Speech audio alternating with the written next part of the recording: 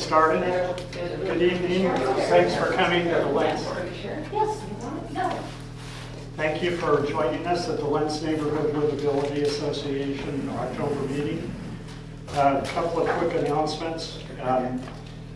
We're supported by contributions from West Rock because we go out and do cleanups weekly at West Rock Recycling Center. We're always looking for volunteers. And if you become a regular volunteer, you get a same old, didn't wear my shirt tonight. Same old faces. Anyway, it's they're doing their part to be a good neighbor because they used to get a lot of complaints about the confetti blowing out of their facility into the neighborhood. So we spend 8 o'clock to 9 o'clock on Saturday mornings cleaning up, and then they make a contribution that allows us to do what we do. The only caveat is weather, which is not going to be an issue for the next couple of weeks, it sounds like. But for inclement weather, check our website or Facebook page, and we sometimes had to reschedule. This Sunday, there's the VFW breakfast at the American Legion Hall. It's all in the agenda here. I won't waste any more of your time. Our first guest is going to be Ann Gullberg with Creating Safe and Relaxing Rest Stops for Officers on Duty. Thank you, Dave. So it's all yours. Okay. Thank you for inviting us. This is actually a team effort. My wife Ann and I have a role in Multnomah County with what's called rest stops, and I'll talk more about those and very specifically about those.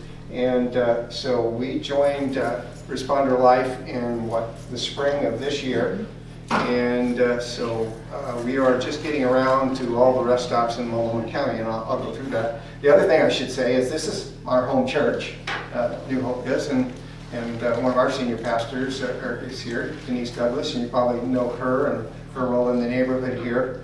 And as New Hopers, we're really learning how to become a real partner in the community and really be involved in community outreach. And so what I'm going to talk to you about a little bit is an extension of that, and we'll get to that too.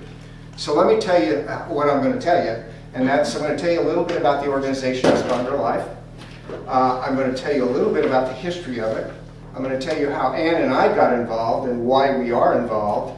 And then I'm going to talk to you about rest stops specifically. What are they? What's their purpose? I can't give you specific locations for some obvious sort of reasons. They're not well advertised. Chase will tell you they're well used. And they've been around for 17 years. So we'll get into that, and then I want to offer a lot of time for questions. So if you have questions, we'll just kind of grab them at the end. So let me tell you a little bit about Responder Life. Responder Life was established in 2004 by a small group of police, fire, and 911 dispatcher families. And the key there is families. And the reason it was established as an organization was because they all shared the same concerns. And you could kind of imagine what those are. I'm actually going to read a quote from Dave Williams, who is a founder and a board member of Responder Life. So this is Dave speaking. This is a quote. I witnessed the cumulative negative impact on many of my workmates over the years of responding to countless emergencies, traumatic incidences, and other human tragedies. The outcomes usually resulted in an extremely high personal cost, such as alcoholism, drug abuse, divorce, suicide, cynicism, resulting in less effective policing in our communities. Worse, there was little way of providing any assistance or support until it reached a point of crisis in the officer's personal life or work performance. The truth is, we're losing our police officers in the process of protecting our communities. Sadly, this story is repeated across our nation in the first responder world and continues to worsen. There must be a better way of caring for those who sacrifice so much in protecting our cities, our communities, our neighborhoods, and our families. So that's the premise behind this particular organization. It is a faith-based organization. They serve first responders with the intent to equip them to thrive in this very hectic, very chaotic very traumatic environment that they work in every hour of every day. So because first responders experience the hurt of our communities like few others do, this is why this organization is important. Because first responders have a unique opportunity to bring peace to our communities. Whether you buy into that or not, it's true. Because all people are of infinite value to God. So, and the expectancy out of this organizational formation and what it's been doing for the last 18 years is that those values bring about trust in the community. So there are actually 4 components of responder life. Rest stops is one of those, and I'm going to come back to that. So just think about rest stops now as a definition, as a safe place for first responders, a safe place. But the other kind of things that they do peer-to-peer support and training. So that's one-on-one. They train individuals to do peer support for traumatic debriefings, for instant response, and that sort of thing. So it's an individual-on-individual basis. They also will train community organizations on how to provide peer support. So they have an arm that does that. So what they do in that arm, it's called Public Safety Assistance Network, is so that their goal is to increase the awareness of and coordinate first responder support services, providing quality and therapeutic care for first responders. Believe it or not, a lot of first responders need therapeutic care. You can imagine what might happen to them and what they have to face and what they have to come out of to be able to do their jobs effectively. So their goal is to improve preventive and responsive training and education to first responder agencies and advocates for first responder wellness initiatives, policies, and legislation. So that's their public safety assessment or assistant network, and they'll come alongside organizations, actually often police departments, often EMT services, that kind of thing. And then finally, they do Responders Without Borders. And that's a group of retired police officers that go into third world countries, especially those that are hit by disaster. The one they publicize the most is going into Haiti during Haiti's earthquake, 7.0 earthquake, and help their law enforcement and EMTs, first responders, get back up to speed. So provide support and training. So that's just it in a nutshell, and I'm going to come back to rest stops and be very specific about what a rest stop is, what it does. I think the thing I want you to be thinking about, I said safe place. The design of rest stops are specifically for the first responders, to provide that place where they can be safe, where they can debrief, where they can get their wits about them again, where they can sort of clear their minds so that they can go back out and respond effectively. They were not initially designed as a crime deterrent. And often we get kind of asked that question, well, does it make a difference? The answer is that in general, if you have increased police presence and sightings in an area, it does tend to deter crime. But that wasn't the initial intent, and that is not the intent of rest stops per se. So who are we? Ron and Ann. As I said, we go to church here. We're a law enforcement family. Our son is chief of police in Gresham, and his son is about halfway through police academy as a Portland police officer, brand new Portland police officer. And when our son became chief in Gresham, one of the things that we did was we went around the Gresham community, and we just wanted to know from local churches what their involvement with police had been, whether it was positive, whether it was negative. Are they doing anything specific? And we were kind of surprised. There was everything from sort of we have coffee with cops once a week to we're doing nothing. And we stumbled across a church over here, not quite in this neighborhood, but close to where we live, that has what's called a rest stop. And so we went over to take a look at it. And what we found was very intriguing. We took that idea and brought it to our own church, and New Hope, I can say, I think freely, is considering putting a rest stop here in New Hope on New Hope's premises as we go through our remodeling. And we met the state director, coordinator for rest stops. Met her for coffee. Denise was there. We brought her up to kind of assess our location. Is this a good location for a rest stop? And she said, yes, indeed it is. And as we're telling our story to her, she looked at both of us and said, you know, you ought to go to work for us. Well, what that means is volunteering. So Ann was in on it right away. She said, yeah, we're as a law enforcement family, we're going to do it. I said, you know, I got to think this over a little bit. So it took me about 2 weeks to kind of come full circle and say, yeah, okay, we're going to do this. So here we are. So we've been to 20 plus rest stops in the Multnomah County area, which is what we're responsible for in the last 5 months. We're new on the job. And we have run into some amazing people, some amazing officers, some amazing situations. And I want to be the first to tell you there's hope out there. There's a lot of hope out there. So that's what we do. So let me talk about rest stops. So what a rest stop is a safe room, basically a closed office space that's accessible to first responders, and I'll leave it at first responders because they're often used by EMTs. They are used more by law enforcement, that is true. And now what we're finding is you've heard of the Portland Street Crisis, I don't know if I have the name quite correctly, but the crisis response team, the unarmed, okay? Is it street response? Yeah. So now we're finding them as we go to rest stops, we're finding them using them as well. It's a place where for an officer, they can take their gear off. And if you think about that, there's no place in public that they can do that. No place, not even to go to the bathroom. So it's a place they can take their gear off, they can sit down, they can write a report, they can have a cup of coffee, they can have a snack, they can go to the bathroom. Think about a police officer in these days having to go to the bathroom.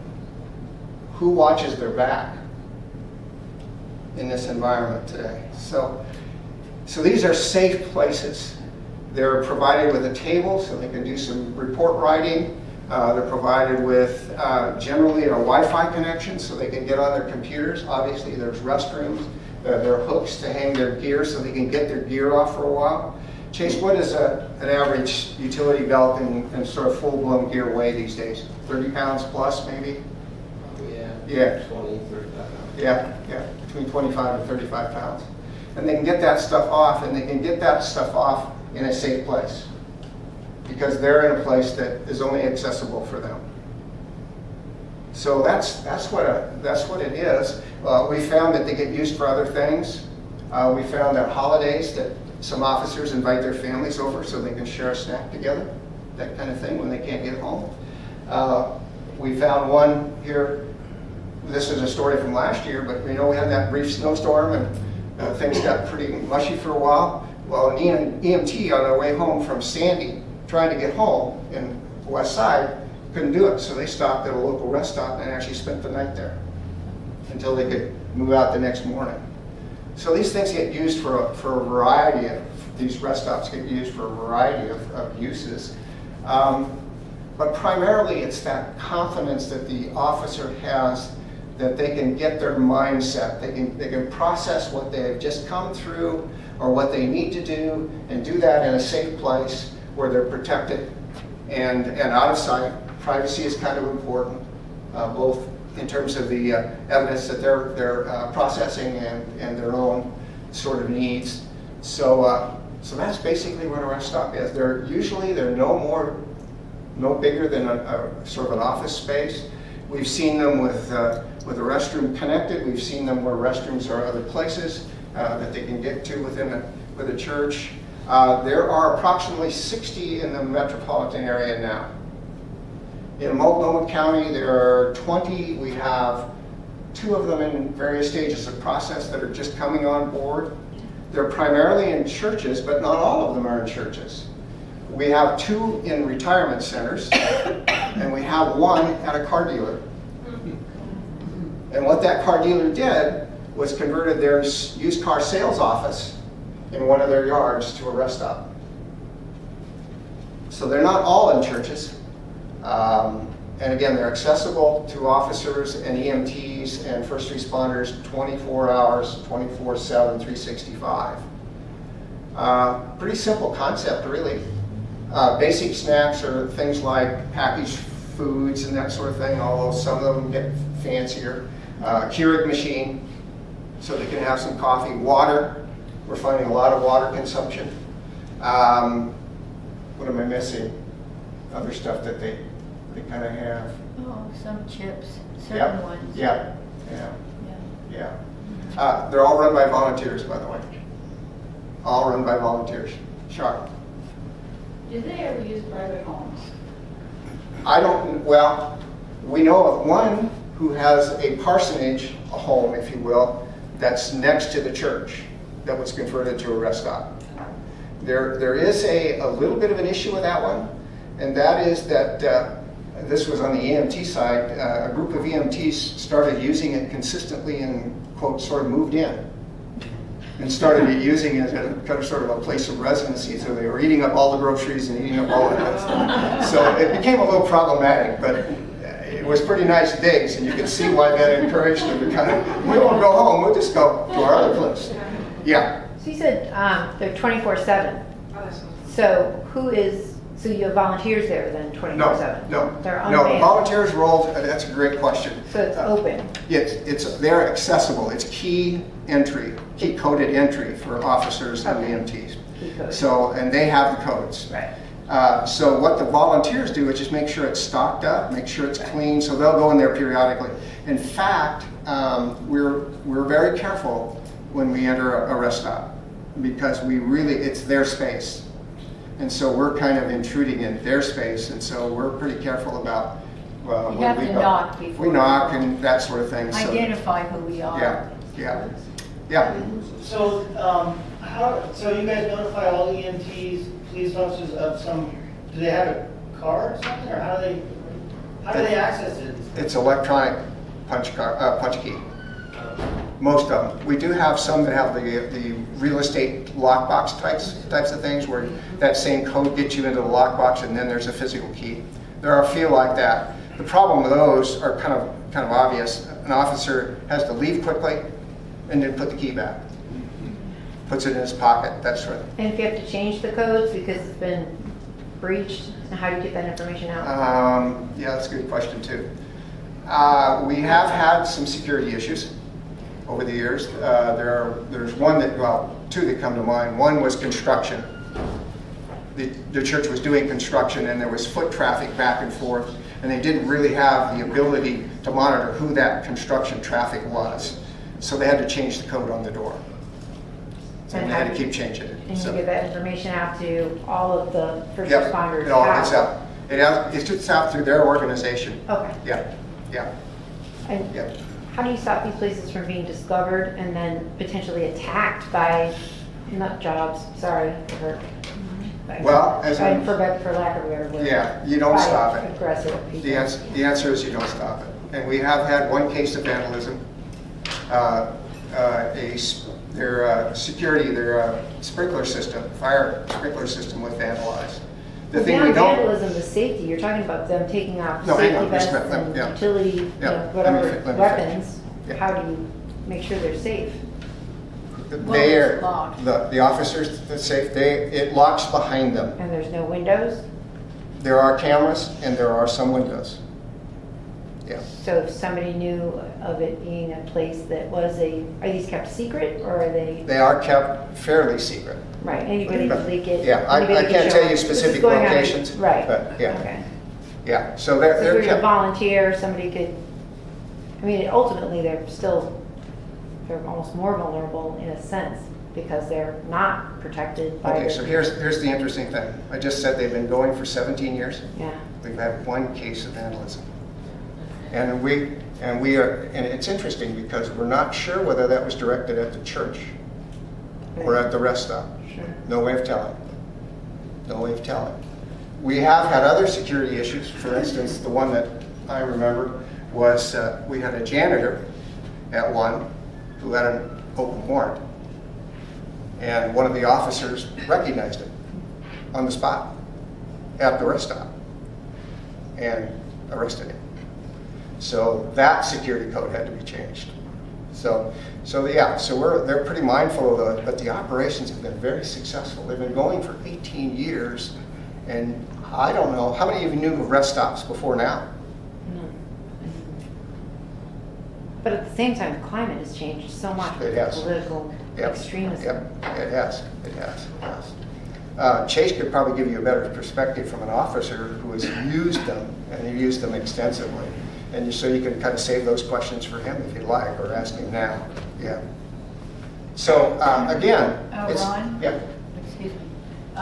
Also, a lot of places they have cameras, so they can Oh, sure, yeah. so they can see what's going on. So if they know that there's suspicion on something, they can call for backup. I walked in a little late. Yeah. Are you here to just inform the neighborhood? Yes. Or, I mean, it would be great if there was a location like that here at this church. I think that's a fantastic idea. So what is your overall goal tonight to inform us about what's going on? What they are, Okay. the concept of rest stops, Okay. without really sort of revealing locations, because we have to be careful about that. Well, what if we want to volunteer? If you want to volunteer, see Ann. She'll love to sign you up. And then, out of curiosity, I don't know if, I know Mount Scott, Arleta is not in Lents, but I know that Shara was saying this kind of expands, out just beyond the border of just Lents. And Mount Scott Community Center is building a massive new wing. Mhm. And there could absolutely be an interior safe room, which would be a fantastic place for the community, because there's activities for everything from toddlers to old, Sure. and so much going on there, and then new space. And I wonder, it's also city owned, so I mean, it would make perfect sense for them to incorporate. They haven't even started building. There's tons of space that I question what they're even really needed for, because I've lived in that area and raised my son in that community center. But it would be a fantastic spot. So I wonder, can you work with the city? Yeah, that's also a really great question. Again, it goes back to sort of being discreet. We have one, and it's a southeast neighborhood, and they're intending to use a portion of where the rest stop physically is, the room is, for what they call an afternoon coffee shop. So folks could come in and purchase coffee and commercial, all that sort of thing. So remember the original intent of the rest stop, and that is to provide that safe and private place for the officers. So sort of that kind of use may not work really well. So we're kind of working our way through whether that's a great idea or not. Well, even if it's known, it's in a community center, Yep. surrounded by people, Yep. in an potentially interior room, which it benefits both the officers and the community. Yeah, and the point I'm trying to make is the same point that you made. You sort of call down, by sort of shining the light on it, you sort of call in the possibility of something happening. So you got to be it's a fine line to walk, I guess is what I'm trying to say without Well, there's a that. meeting about that building, and I'm wondering if it's Okay. something that I could bring up at that meeting, or if that's not Why appropriate. don't you see me here. afterwards and we'll see if we can. I can talk to the state coordinator and see just kind of what the organizational policy would be on that one. But the police vehicles are parked close by. They are. So they're visible. They are visible. So Yep. if somebody knows somebody's in Yeah, the yeah, neighborhood. yeah. But what they don't know is they don't know necessarily whether they just meet there. And one of the kind of the key indicators that we've been using in sort of our assessment of a good site is there already a police present, often in the area. Do they meet up there, for instance, and that sort of thing? So that's an indication of that might be a pretty good place to have a rest stop. Sorry, I don't mean to dominate all the No, you're questions. I good. can't These are good remember. questions. Yeah, they're great questions. But Yeah. one of the questions that I have, and I mean, okay, and if there's officers here, I don't mean to offend you whatsoever. And I have a first responder family throughout every Okay, level that okay. you've spoken. I grew up in Chicago. And I can tell you that the one places that never got robbed was Dunkin' Donuts. I wonder why. Honestly, the Dunkin' Donuts in our neighborhood gave out free donuts to cops, and I don't know if it That's went smart. further. Yeah, exactly. And go further than may have been included other, but, you know, they were always, they were open 24/7 back then, and, you know, they didn't have as good a coffee, but, you know. I heard their coffee's improved. It Yeah, has, yeah. yes, absolutely, totally, it's a different deal now, but it was the one place that you knew, especially when I was younger, if we were out late, that we could go there and feel safe because there were always cops. Yeah, yeah. So is there really a problem with, like, people knowing My question cops I'm are gonna there? ask you next is, it was made known about a local coffee shop is gonna have coffee with a cop. They got. Well, actually, this is a church facility that already has a rest stop, and they're Okay. thinking about doing an outreach, community outreach, I mean, by opening. locally coffee shop. there was a coffee shop. They got horribly vandalized because it Oh, was made yes. public. Oh, cops with They coffee. were Yeah, coming. Yeah. So Or there's coffee with cops. that, another Yeah, fine yeah, line. Yeah. So if it's made too well known, and people showed up to make whatever the point they needed to make and hurt that poor business, but is that a problem? Is that something? Well, it's that fine line. We want to make sure that we say enough, if you will, and just let the natural presence be what it is without advertising too overtly and then bringing some issue, bringing some cause, bringing somebody that wants to hurt or do something bad. Yes? What percentage of officers, EMT, fire, whoever has access to these, uses them on a monthly or a yearly basis? So we're seeing, and Officer Chase might be able to kind of expand on that, but the busier ones, we're seeing 15 to 20 visits a day. And there are some that are busier than others. And there are a variety of reasons for that. The kind of food that's available to them, the location, you know, all of that sort of thing. So many sort of hoops and whatever they have to, the access. That we find there's just a variety of reasons that tell us why some are used more than others. But a good number is 15 to 20 visits a day. But out of the, let's say 100% of police officers, 80% of them use them a month, a year? I can't give you a percentage. I would say, you know, if there's 10 cops on a shift, I bet 5 to 8 of them at some point stop at a rest stop during the day. Oh, wow. Yeah. So It's a great they're resource. I mean, Yeah. like I work night shift, so like nothing's open. So if you need to go to the bathroom, Yeah. like that's an option. If you need to stop and get food or some water or write a report, not have to worry about parking your car somewhere. Yeah, they're great. So it's really a safe spot for them to go Yep. in this environment. It's pretty rare for them to get Yeah. there.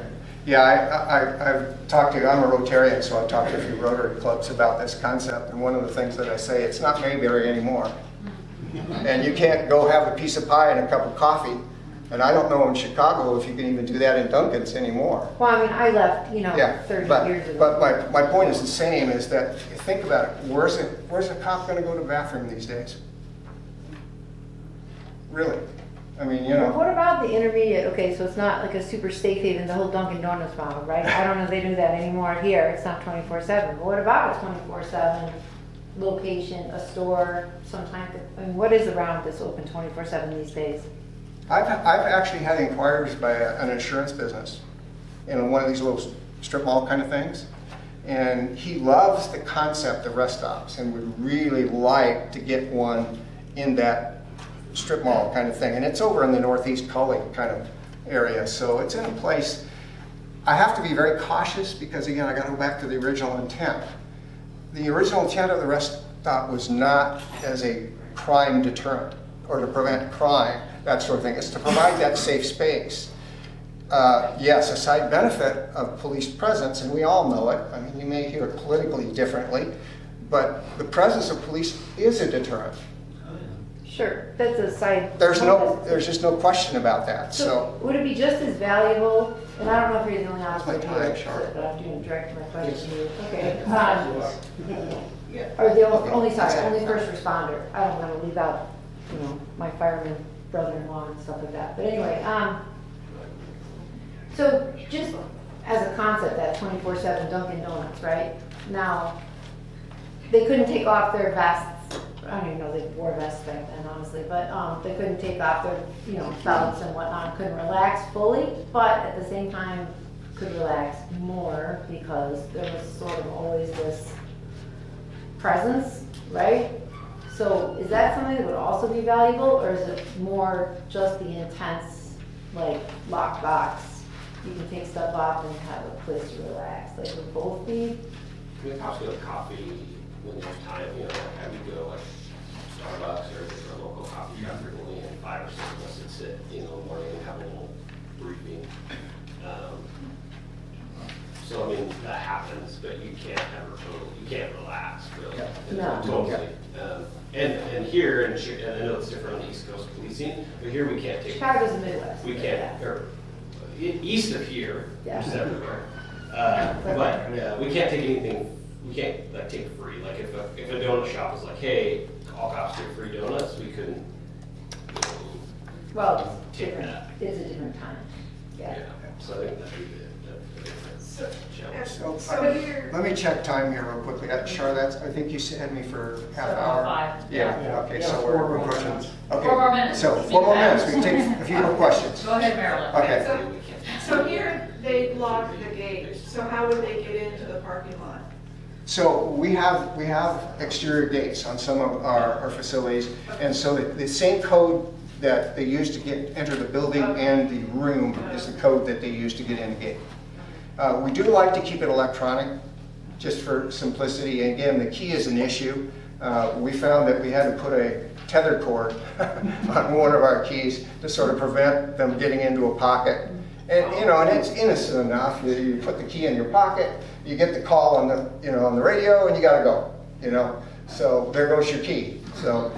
So we keep it electronic. It works pretty well. It's interestingly enough, the code system seems to work pretty well. I would say we've kind of kept count.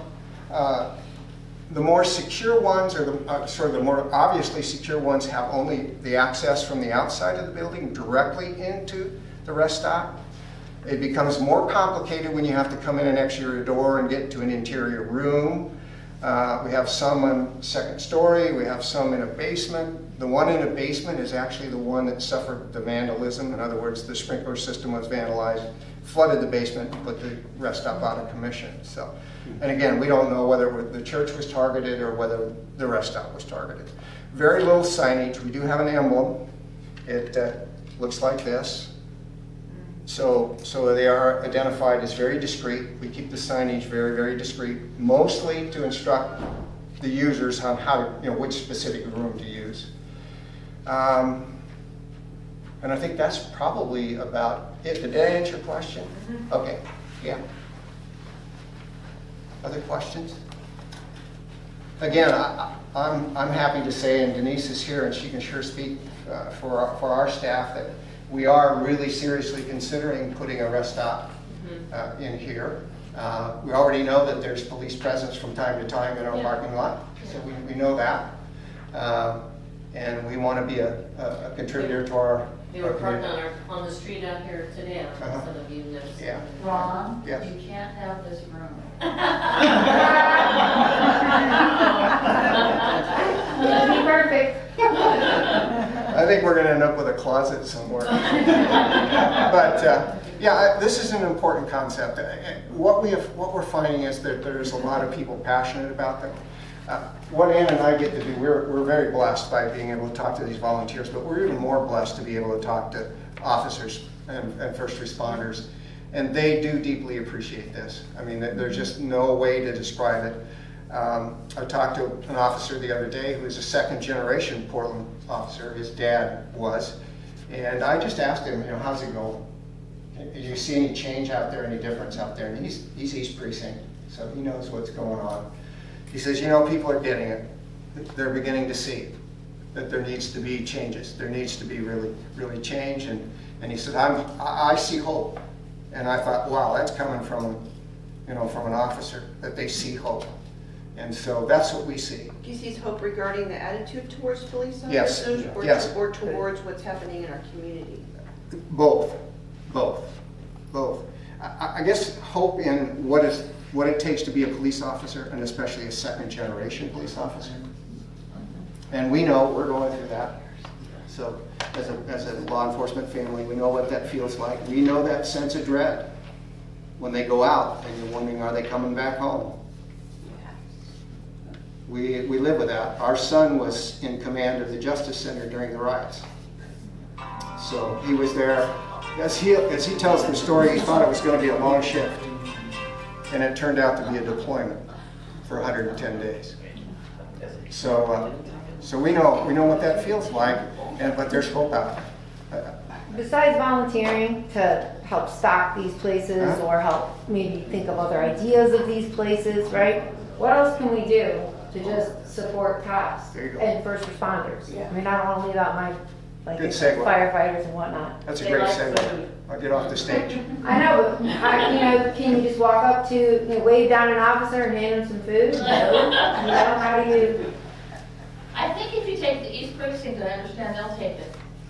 That's what we were told. Okay. I don't know how you I get the can't East imagine Precinct, it. it's There's, locked. unfortunately, Can't take. if random food shows up at the precinct, Not- it's you hard. don't- Yeah. Yeah. I wouldn't. Probably not. And that's no offense to No. I'll take one more minute and I'll tell you something you can do. So, and we've done it. Worked through us, the church. We worked through a manor house, and we went down at shift change, we being four of us.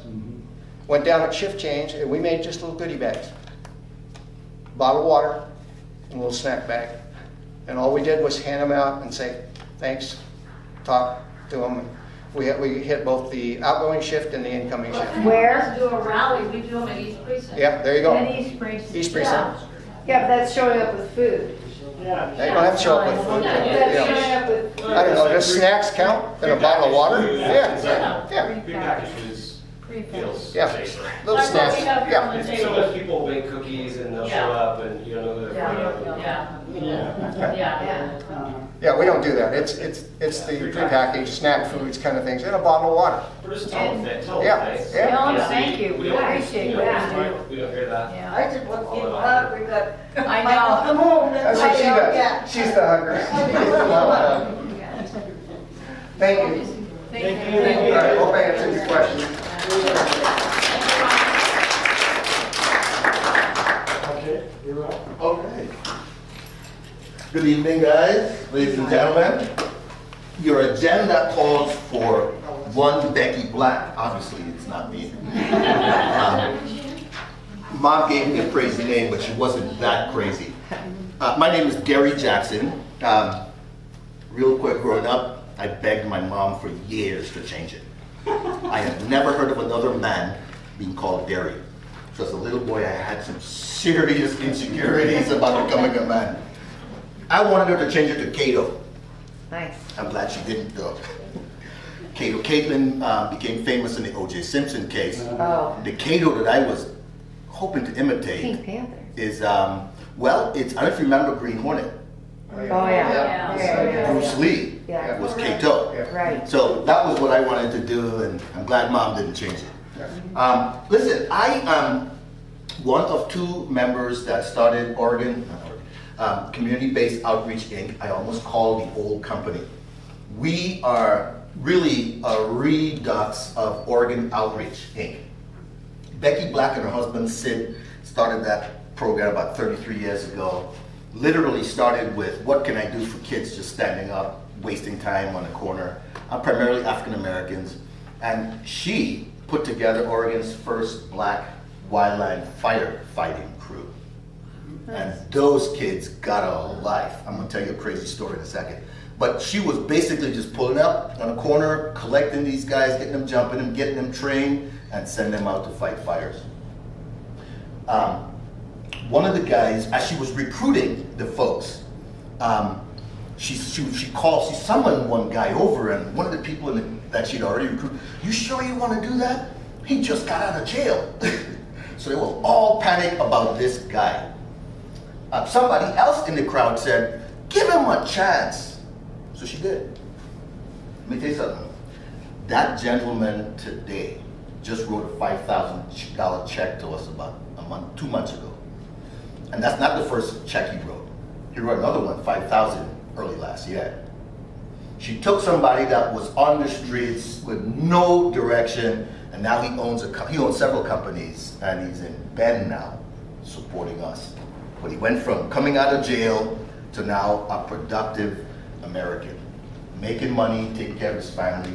hiring people, giving people jobs. She quickly realized, working with those individuals, that they were all lacking education. So she started looking around at what can we do to get them educated. This is how I met her.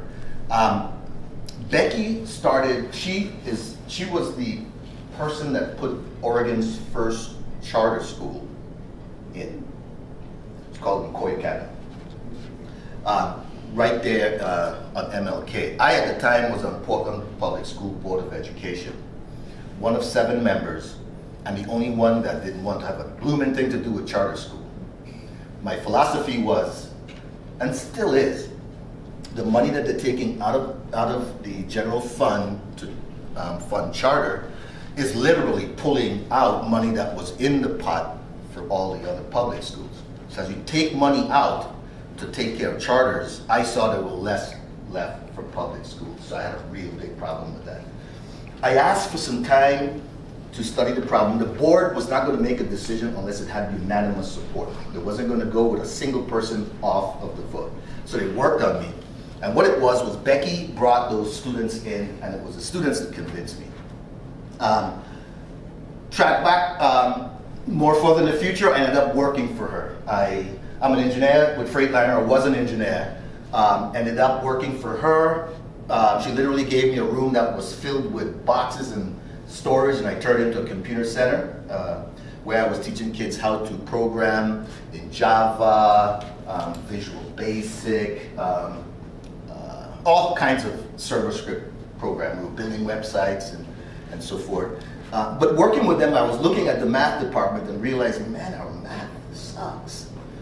And so I quickly got a chance to go over in the math department, and I became a math teacher with them, and today I'm a math teacher. I ended up moving to Texas about 8 years ago. My mom was living alone, and I got really worried after one of our friends died, and nobody knew for 2 weeks. Nobody knew. There was the neighbors calling about a welfare check for the older that discovered this lady who should have survived a simple stroke, but there was nobody there. I realized that's my mom. So I've been down there in Texas for the last 8 years, keeping an eye on her. She passed 2 years ago, so my work is done. I was hoping to be like moving towards the West Indies. I'm from St. Thomas of Virgin Islands. And if you think you got a problem, wait till you see my island. I was heading there, and then my community called me and said, listen, Oregon got a new congressman spot. I don't know, you probably know that we got a 6th congressional seat. So they begged me to come and run. I declared, and I was running and getting things going. I was looking at the district, and I did not like the read. We didn't know how we were going to cut it up. Oregon got $1.1 million in the last 10 years, most of them right in here.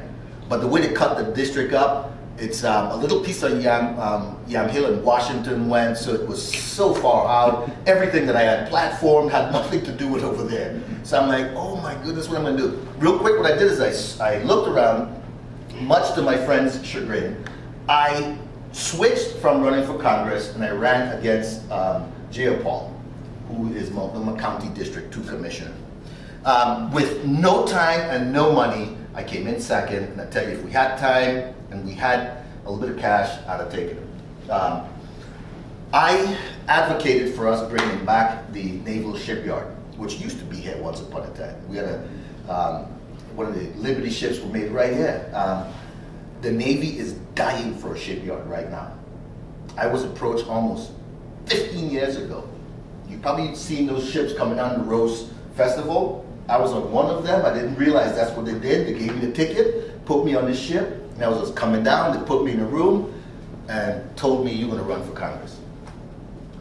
I spoke to my wife. She gave me the green light. And before I got off that ship, I said, if you put $2 million in my campaign account by Thanksgiving, you got yourself a candidate. I was hoping they didn't make it, and they didn't, because I did not want to go. My kids were young. My son was a prospect, a Jesuit, breaking all kinds of records. I've never missed any of my kids' games, and I wasn't about to. So I was glad when that didn't happen. Long story short, Portland is the answer for the United States of America. I heard that a long time ago, didn't even believe it. But if you listen to what's going on nationally, everything is couched right back to Portland, and it's not good. Everything comes right back to Portland. It had a lot to do with what we had going on here not too long ago. But here's the good news. I don't believe, I'm a Christian, and I believe God uses good and bad. And I believe that's what it is. We have a mandate, you and me, we all have a mandate to help. Our cops definitely cannot do it alone. We had, when I left Oregon, let me see if I remember the numbers, 400 some odd thousand in the city. I think we've grown, blitzed that. When I left and we had 437,000, Portland police didn't even have 1,000 cops. They were trying to get to 1,000. I still think they never got to 1,000. 1,000. That's what, 400 people per cop? That's just in the city.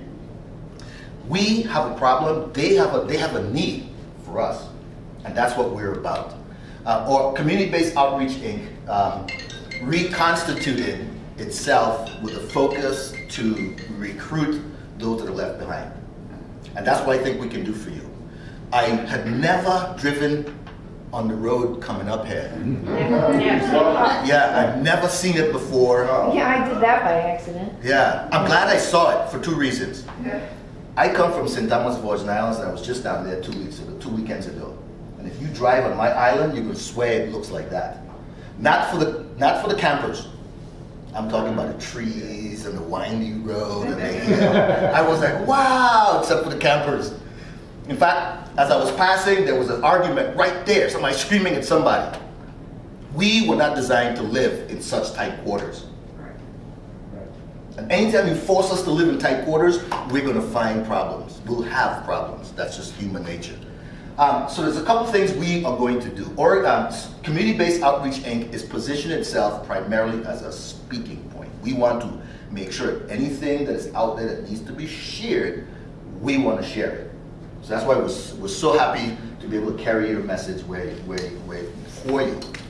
Also, we want to be able to, literally, this is what I do, drive around. I have a relationship with 7-Elevens. Now I got coming on 4 7-Elevens that will call me and tell me we got write-offs.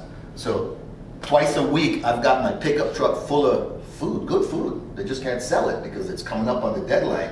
And I drive around to these homeless camps, feeding them and advocating that they come out of that. And almost all of them to the man want out. They want out.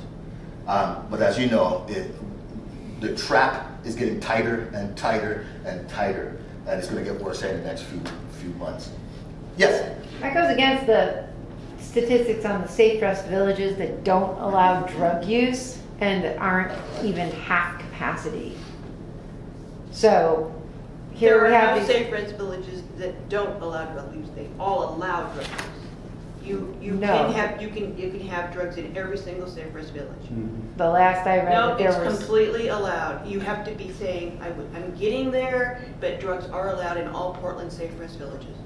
So that's changed. It never has changed. It's Well, Ryan's. There were Ryan's sober position. safe rest villages for sure, because I've been following the People for Portland website, and that the sober, and then it was also on the news about some of the safe rest villages that don't allow substance abuse. Let me and tell you they about weren't substance abuse.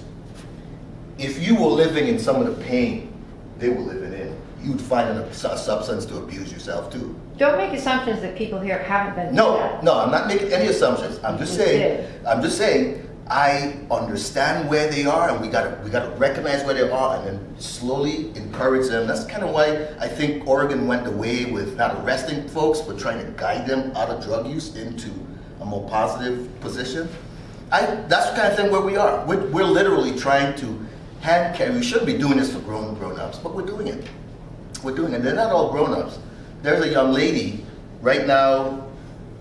Where is Montana? She was crying. I thought she was crazy. Like, help me, help me. I'm like, you sound like a crackhead demanding that somebody come help you. I was in my office listening, and then it slowly died off. I take my dogs to me. I went for a quick walk, and I heard her on a whisper now. Quick story. She was actually needing help. She had been thrown out of her car the night before. I called 911, got her to Emmanuel, but she told me to call her mom. Her mom was in Montana. She says, I'm coming right now. We've been looking for her. I didn't know she was in Montana at the time. I says, great. When are you going to be here? She says, I'm leaving right now in Montana. The girl now was back with her mom and doing fine. There's probably a lot more of those kinds of stories out there. If we could somehow figure a way to get in there and connect with them. Okay. Not all. We just, if we have these safe rest villages that are not to capacity, that are apparently, according to this lady, allowing drug use, and there's still, people still aren't moving in, and like, I mean, they're nicer than places I've lived in, and why are people not moving into them? Well, the only thing I could tell you is what they tell me, and part of the reasons are they don't like the company. They would rather stay where they are than to be in this one spot. That, and oddly enough, Where they are is illegal, though. What they're doing is illegal. Yeah, they don't care about legal. They don't care about that. Yeah, but some of us do. We do. So then what's the problem? So We then do, what but- are we gonna do about that? And that's the question. Yeah. That's the question, and that's what we're doing. What we do is, I have a relationship with contractors who can hire people today. So what I try to do To do is what? We have the villages, they're not Let him full. finish, please. to build. They are actually. We have places already that are empty. No, I'm talking about jobs. I'm talking about giving them jobs. So the safe rest villages, correct me if I'm wrong, but part of the plan is also to have I only went by a meeting that I facilities. came through here. There was the people from the. So you look at Dan Ryan's plan, right? It also involves social work, A year job ago, it was outreach. going to include an RV park, which 1 year and 18 months later has not materialized. So those people there, There's air-conditioned little individual houses. there are no RV places yet, which I don't understand. Also, all those people down there were interviewed and not one of them is willing to be moved. No. Not one of them. No. So those people that we drive by 4 times a day for the last 10 years. We need something else. I mean, And I don't want to categorize those people. no, I mean, Let's- we it's have- hard for us to we use have- another. We have to uh, cash in. Yes. There are pronoun. jobs available. I witness drug deals all day long, in daylight, barbecues, motorcycle races. It doesn't seem like they want to lift themselves up. Mental illness is at least half. You know, that's part of the problem. The problem. Maybe more than half. It could be, but I'm telling you, looking And like that's a separate issue. Mhm. And then we have capable people, and then people that have met on hard times. Mhm. So how do we triage this situation? And I think the number one thing is to make sure that we are commingling. I tell you, one of the things I hear most. Oh my God, I drive down there and I'm scared to death. I will not drive down there in the I know. dark. I would not encourage you to. No, I not you. live right there. I hear you, but I would not encourage my wife and my I daughter. called 911 10 days ago. Yeah. I got accosted by Yeah. people right there. I would not encourage a female or you, but I tell you, I approach them. Well, who do I call? Well, one thing you can do, for example, is I believe I left my cards there. I left a stack of cards there. What I would like for you guys to do is anyone that seems to be down and they're out, tell them you can get a GED. You can get a GED working with us for free. They have to want to get there. They Yes. don't care. I know. They don't Not wanna all. move. Not all. Their Not life all. is too easy. Yeah, Exactly. that's right. They get, The they, law's not being they get enforced. cash, they get clothes, they get food. Phones, Why? Let me- They get phones, they I- get blue tarps. sewer cleaned out. They trade their dogs out to go up to 205 and get $500. I'm telling you this from my experience. I'm out there every day. And I have not found anybody that wants to be out there.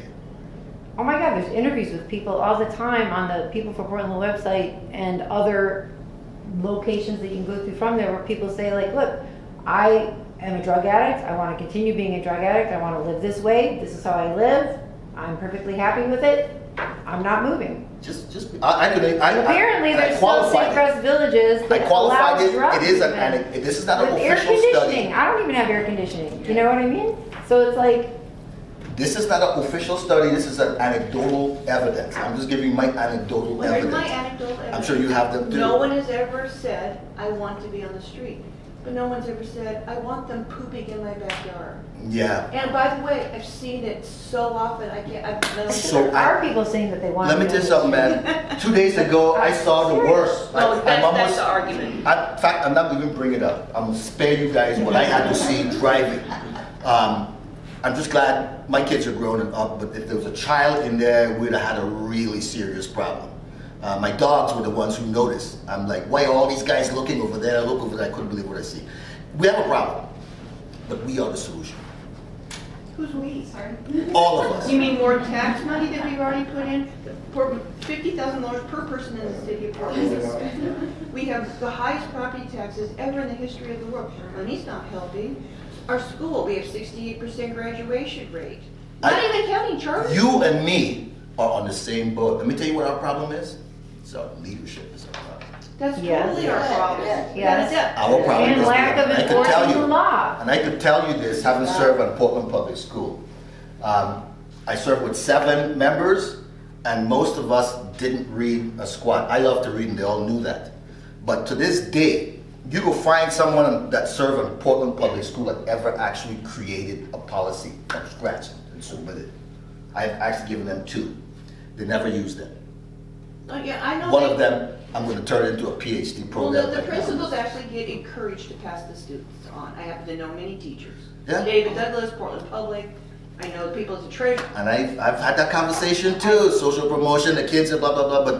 But again, we are the solution. And by the way, we're going to all come from a bunch of different angles, but collectively, I believe we have the answers. And it is what?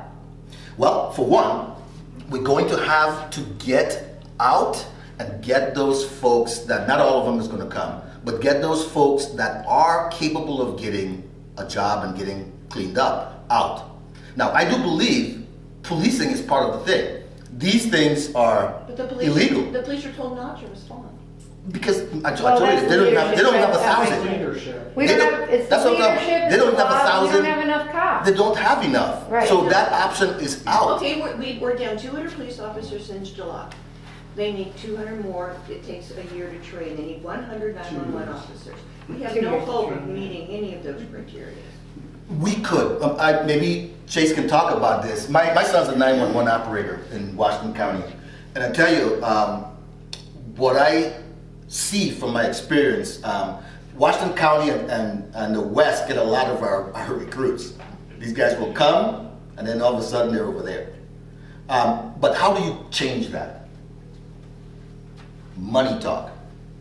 Money talks. I think it's money that's That's taking also them leadership. I have a agree. close friend who's a sheriff in Clackamas County, and it's a completely different scenario in terms of what they're allowed to do in terms of moving people along and getting rid of stuff and Yeah. cleaning up the garbage and be Yeah. like, sorry, you're out of here. You can't be here. It's not legal. Whatever you can't carry, we're taking. We we're dumping. are moving them Yeah. around. We are moving them around. But we have to log their self-identified property for 30 days or more and store it at a cost. And if they say, I want my stolen bike back, they get their bike back.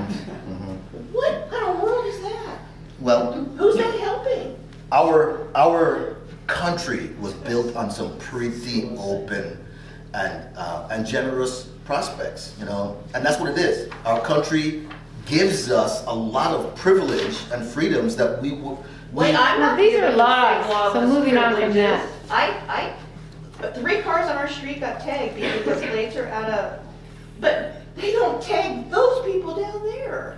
You're speaking to the choir. I got 2 tickets, my son's car and mine, same reason. I don't mean to be antagonistic. No, but you're I'm fine. I'm waiting for just There's a- one ray of hope. The ray of hope is to give, you're not gonna get all of them, but give as much hope to who wants it. That is the only Well, solution. Now, there's- how?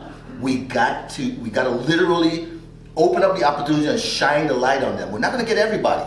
Okay. But I am pulling people into truck driving. I've got people doing contract, not all. Some people, in fact, some of them don't last. Some of them end up getting removed. But I think that's the thing. This is not living. There's a documentary, there's a program in Rhode Island. It was actually invented by 6 women, all of which was like a head of a hospital, a head of a psychiatric unit, business, et cetera, et cetera. What they did, basically we're having the same problem. They enforced the laws of actually not allowing people to camp, and after a certain number of, I don't know exactly how the law works, to be honest with you, but after a certain number of violations, they were given a choice. You can spend a year in jail, or you can spend a year in lockdown rehab, right? And so the lockdown rehab okay, was, and at any time you don't want to be rehabilitated anymore, you can go to jail, it's fine, it's your choice, right, but you're not going anywhere. And it was incredible, and it was just, I'm almost gonna get choked up, but, and I have addicts, I've had a lot of experience around that as well, okay? And the bottom line is, some of these people, their stories, individual stories, they came in, their mother was an addict, they'd been addicted since they were 14, didn't even know how to make spaghetti, right? So once they got to where they were sober enough, because they were forced to, not because they had, of course, jail or lockdown rehab, they learned how to make some food for themselves, they didn't know how to even, a basic concept of budgeting was not even, there was just these things, these life skills that were never learned. And then there's all of this support. And throughout the year, and then after that, they set them up with companies afterwards that I'm sure they get some kind of tax break or whatever in order to help get them a job. And then they have to check in. First it's every week to these sort of outpost places in order to get,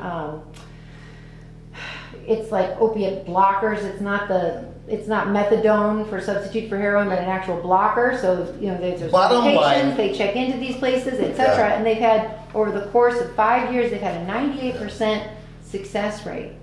That's huge. we have, we can the do solutions that. are there. There are winning solutions all over the country.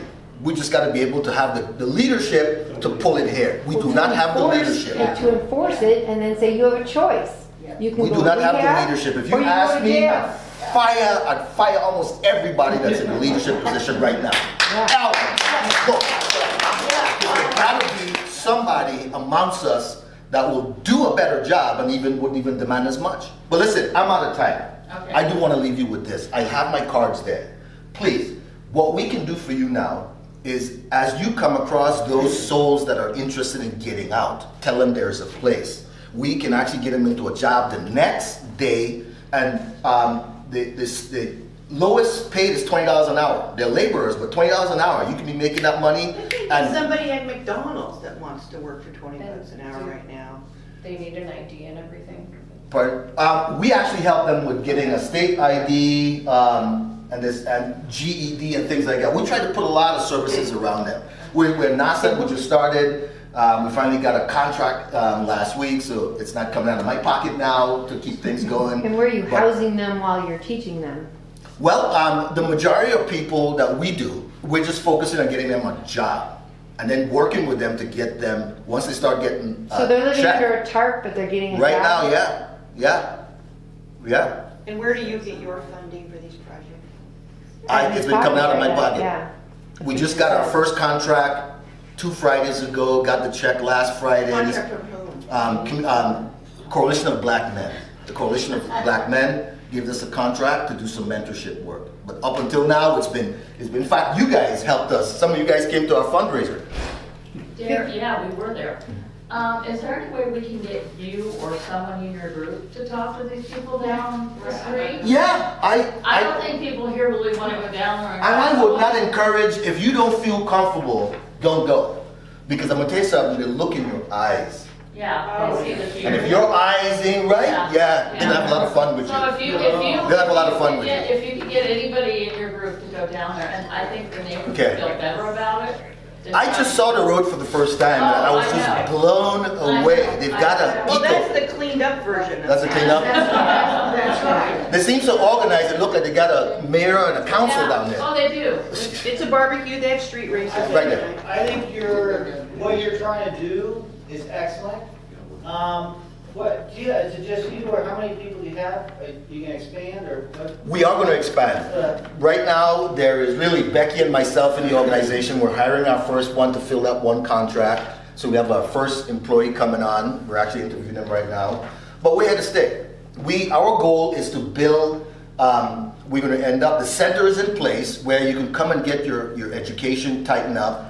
But we're going to be building a series of satellite locations that will teach people how to be a mechanic, plumber, electrician, trade. And then about 3 to 5 years from now, we want to have a high school that is focused on kids that are, we expect half of our students coming to our high school graduate, will graduate as general contractors. We'll teach them how to construct a house. You from mean a ground up. charter school?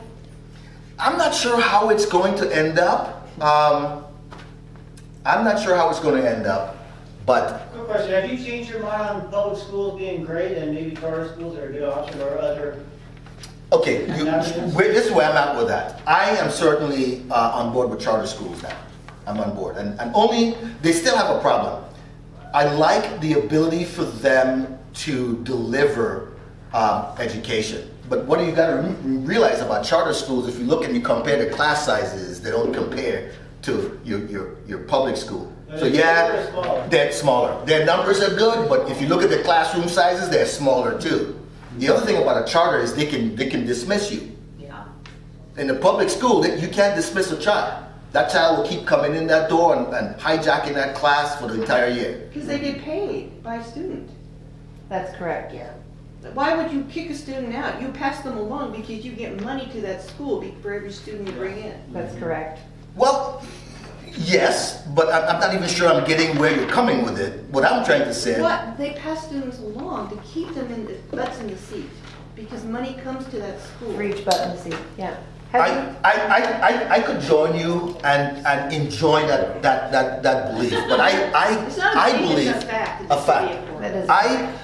I see it another way. I just see it another way. We have our hand. I'm a teacher, and I tell you, I am unimpressed with my colleagues. I mentor a 9-year-old who doesn't know the days of the week, he cannot count. So you see what I'm saying? I am unimpressed with my We colleagues. have another speaker. Yes, and I do We have that. another speaker. But listen, Have you worked with the union? my gospel? cards are there. Please, if I could continue, I'll continue with anybody. My cards are there. Grab one. Give me a call. I'd love to pick it up. All right? But I will. Let's see in touch. Let's see if I could come down. We'll dispatch to come down. See if we That would could be mix it up with some great. folks. That'd All be right. great. The neighborhood would love it, and thank you.